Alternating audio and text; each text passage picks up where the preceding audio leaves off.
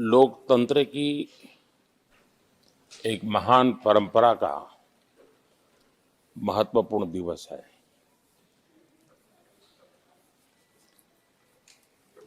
सत्रहवीं लोकसभा ने 5 वर्ष देश सेवा में जिस प्रकार से अनेकविध महत्वपूर्ण निर्णय किए, अनेक चुनौतियों को सबने अपने सामर्थ्य से देश को उचित दिशा देने का प्रयास, एक प्रकार से ही आज का दिवस हम सबकी उन 5 वर्ष की वैचारिक यात्रा का, राष्ट्र को समर्पित उस समय का,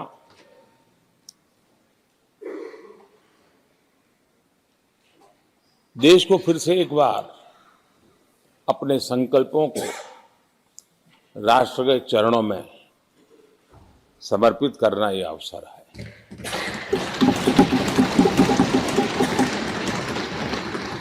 ये 5 वर्ष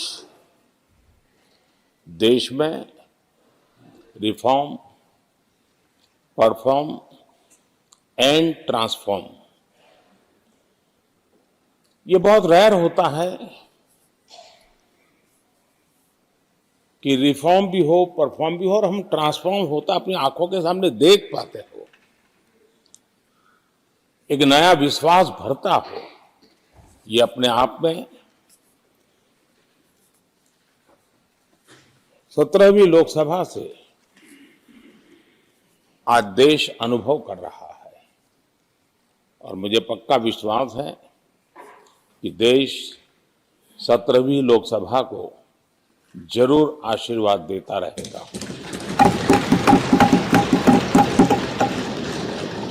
इन सारी प्रक्रियाओं में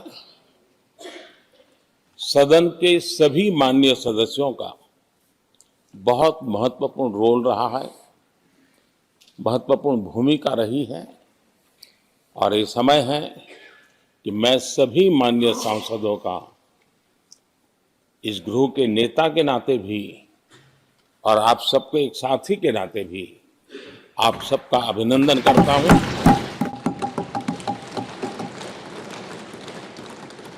हम 75 साल तक अंग्रेजों की दी हुई दंड संहिता में जीते रहे।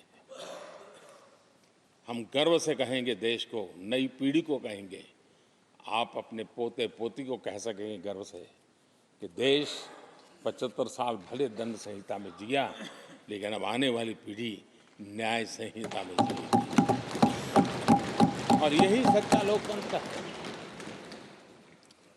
आदरणीय अध्यक्ष जी, मैं आपका एक बात के लिए और अभिनंदन करना चाहूंगा कि नया सदन, इसकी भव्यता वगैरह तो है ही, लेकिन उसका प्रारंभ एक ऐसे काम से हुआ है जो भारत की मूलभूत मान्यताओं को बल देता है और वो नारी शक्ति वंदन अधिनियम। जब भी इस नए सदन की चर्चा होगी तो नारी शक्ति वंदन अधिनियम, इसका जिक्र होकर के, यानी एक, और भले ही वो छोटा सत्र था लेकिन दूरगामी निर्णय करने वाला सत्र था। इस नए सदन की पवित्रता का एहसास उसी पल शुरू हो गया था जो हम लोगों को एक नई शक्ति देने वाला है और उसी का परिणाम है कि आने वाले समय में जब बहुत बड़ी मात्रा में यहाँ हमारी माताएं बहनें बैठी होगी, देश गौरव की अनुभूति होगा।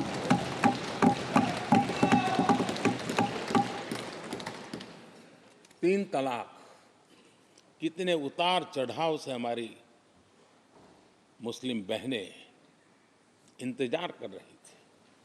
अदालतों ने उनके पक्ष में निर्णय किए थे, लेकिन वो हक उनको प्राप्त नहीं हो रहा था। मजबूरियों से गुजारा करना पड़ रहा था।